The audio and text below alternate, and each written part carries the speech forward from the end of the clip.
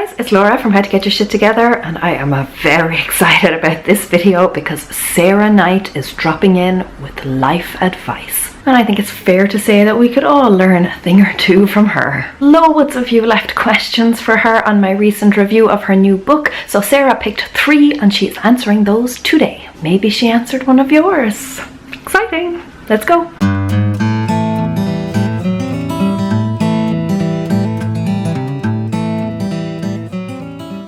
If you have somehow stumbled on this and you don't know who Sarah Knight is, she is the author of best-selling books, The Life-Changing Magic of Not Giving a Fuck and Get Your Shit Together. She is a self-titled anti-guru who quit her career, moved to the Caribbean and lives a quiet life of simple luxury.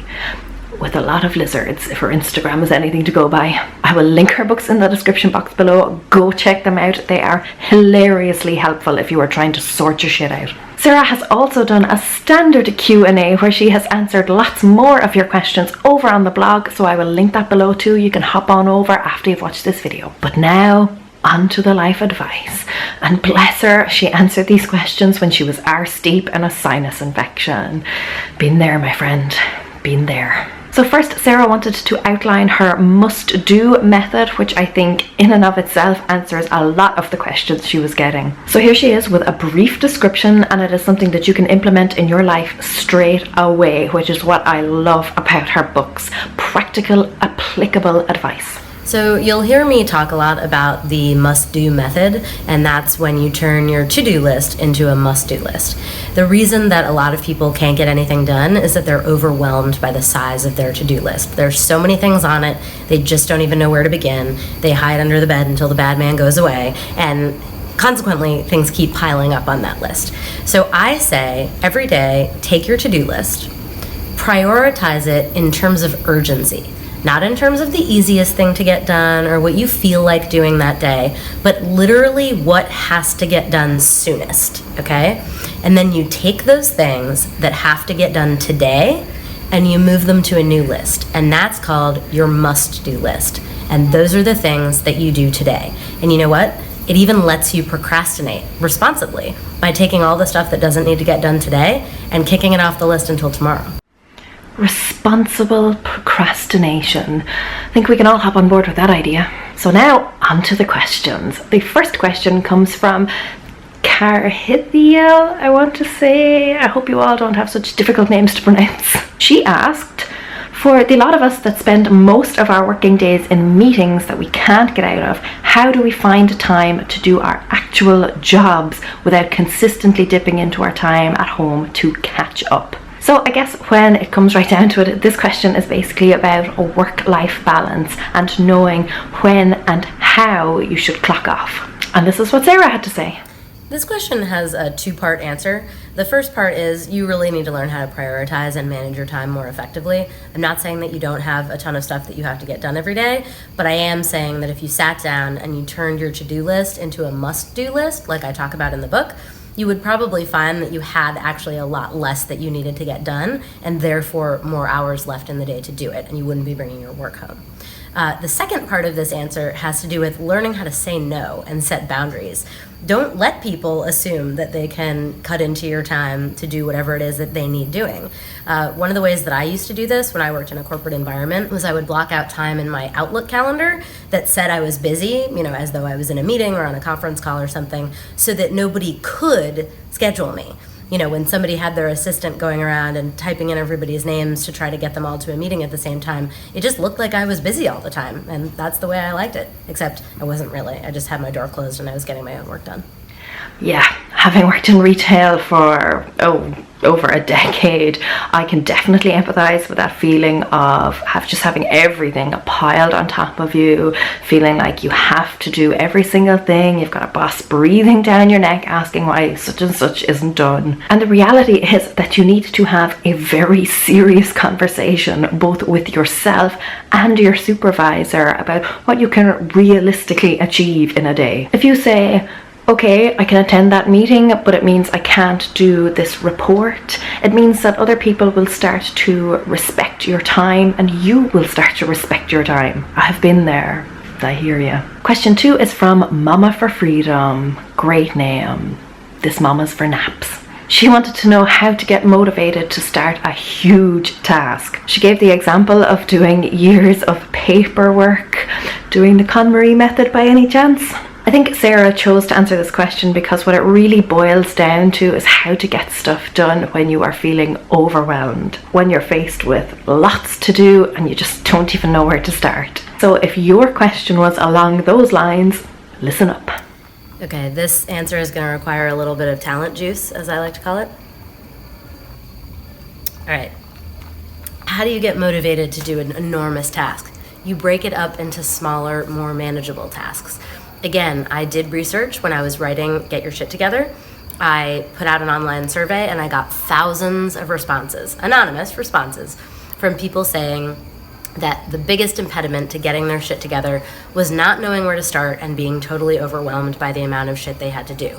So I say, break it into small, manageable chunks. Life is like an adult coloring book. You have this really ornate picture and you just focus on one little piece at a time. It's like a stained glass window, and you fill it in, color here and color there, and suddenly the big picture starts to come into focus. And before you know it, you've colored in the whole thing and you really have something to show for all of your work.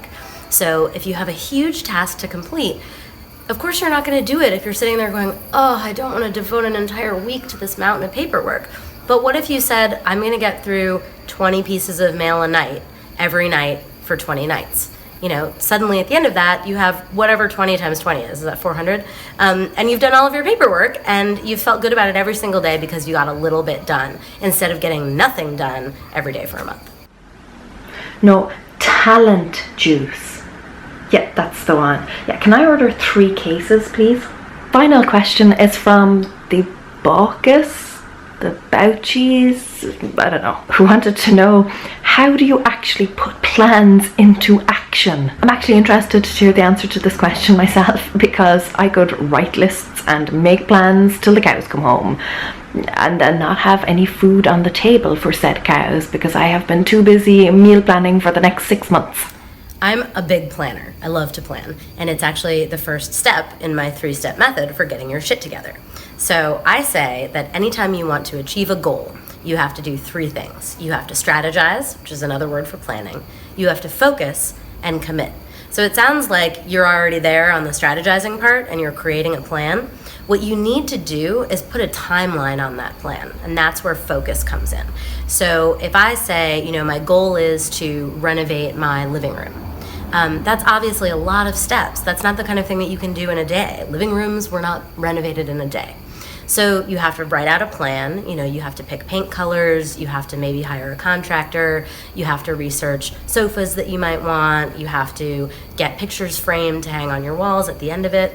And each of those steps in your plan requires a period of time in which to complete it. So that's where focus comes in. You have to say, okay, on Monday from 10 a.m. to 11 a.m., I'm shopping for couches online. And you have to put that in your calendar and allow yourself to focus on it and only it until that task is done. And then you can cross it off your list. Commit is the 3rd step in getting your shit together, and that's putting your money where your mouth is. It's putting your time and energy where your mouth is. I can't show up at your house and force you to commit, but I can tell you that it's a lot easier to commit if you have strategized and focused beforehand. Isn't it amazing how you can ask her a question, one that has been torturing you for months and you think there's just no answer to, or no straightforward answer, and then Sarah swoops in and simply and serenely tells you exactly what you need to do in a few short steps. Actually, do you know who she reminds me of? The childlike empress from the Never-Ending Story. Sitting there all beautiful and graceful and full of wisdom. Thumbs up if you remember the Never-Ending Story. The part with the horse and the swamp still haunts me to this day. Remember, Sarah's books and her social media profiles are linked below, so go check those out. And lads, tell tell her I sent you, because she was dying of a sinus infection, but she was still such a good sport to read through all of your questions and record answers. Sarah, you are a star. I hope you feel better soon. And thank you so much to everyone who sent in their questions. A lot of you had very similar issues, so I hope that your question was answered, even if it wasn't one of the specific ones chosen. If you have a question for me, drop it in the comments below. I will try my best to answer it, although probably not as easily and succinctly as Sarah does. Or just let me know if the horse scene broke your tiny little heart too. And don't forget to subscribe if you haven't already, because I upload new videos every single Thursday to help you live a simpler, happier life. Until next time, procrastinate responsibly, kids. Cura míle mágaibh, agus feici mé sibh sigalua. Slán!